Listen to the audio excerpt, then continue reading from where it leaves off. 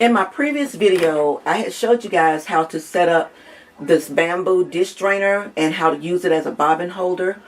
Well, today I'm going to show you how to put that bobbin holder to good use. I'm going to show you how to line all the bobbins up and how you can get the most out of it so that when you're working on your project, your yarn comes off a lot easier. So all that's coming up next on Crocheting with Nyla.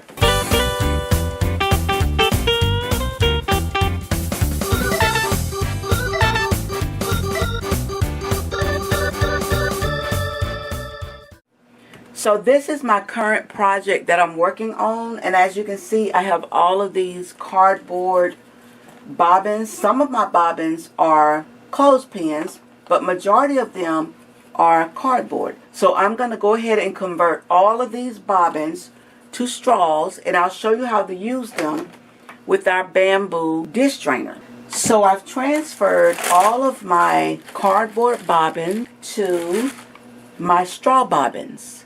And now I'm going to show you how to put them on the dish drainer so that they'll all be together and you don't have to worry about things getting tangled up. So I have my graphghan on the right side. So now we want to transfer all these bobbins onto this dish drainer, which is going to keep everything in line and organized. And I wanted to say I like these bobbins because they're lightweight and they're cheap, and a lot of people use PVC pipe, but these are a whole lot less expensive and they work so well. And like I said, they're lightweight, they're easy to work with. So as you can see, my first color is blue, so I'm going to find the blue one, make sure it's wound real good. So I'm going to put it on the far corner, the one that's on the back row.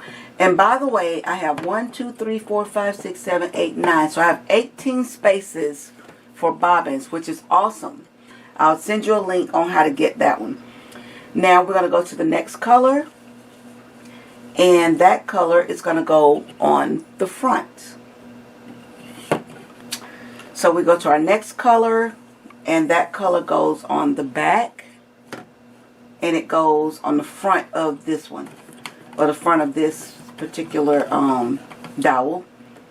So our next color, we're going to put it on the front. And you just keep doing this all the way over until you have all of your colors on. So this one's going to go to the back, rotate in the front of this dowel here. So now we have all the colors lined up together, and as you can see, they're all coming off rather neatly, and it's just a matter of crocheting them and making sure that all your colors stay together. As long as you keep them like this, they won't get tangled up. Since we're going to be working from that side, but we got to flip it, I'm going to show you how we do that without getting everything all tangled up. So I'm going to move the tray over there. And I'm going to take this side of the graphghan and I'm going to make sure all of the threads are right here underneath, and I'm going to flip it. Now, you notice that once we flip it, all the colors look a mess. They're really not a mess. They're just flipped over on the opposite side. And if you stick to doing your colors the way your pattern has you doing them, that's not going to be a problem. So I'm going to go ahead and show you what happens once we get from one row to the end and how we flip it back and everything ends up being perfect. Alright, so we're ready for this one to be flipped this way. But before we do that, so remember, everything is lined up like this and it looks kind of crazy right here because it's all twisted up. So what you're going to do now to start the next row is you're going to take the work and just flip it back over. Reach your hand under. I like to put my hand up under the blanket and then flip it this way. And as you see, once you flip it, so what I'm going to do, because everything's all loose right now, I'm going to go ahead and tighten everything up so that you can see what I'm talking about. So we know that the blue was on the end, but I promise you nothing is tangled up. So here we wind the blue up, put it back on. The next color is the Aryan or the off-white. Wind it up, put it back on. The next color is the letter color, that deep blue color. And then more of the off-white. As you see, nothing is tangled up. Let's go ahead and wind up the blue. And this is because I had it stretched out on the table. Normally when I'm doing this, they're not stretched out this far. And you don't have that problem. But now we see which one is missing.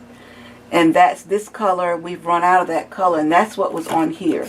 So what I'm just going to do for the sake of argument right now, I'm just going to, and you can take your scissors and put a little clip on both sides. And that will stop your yarn from sliding off. So I'm going to go ahead and just wind this one up.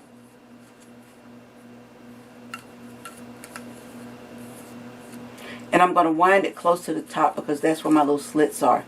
And I'm going to find one of those little slits that I just made, and I'm just going to put the yarn in one of those slits, just like that. And put this back on there. So that way it doesn't unwind until I'm ready to add a new bobbin. So that's how simple it is to use this non-traditional crochet bobbin holder made from a bamboo dish strainer. Who would have thought, right? Well, I hope that this tip has been helpful for you as much as it was for me. And I hope that you try it. Happy crocheting.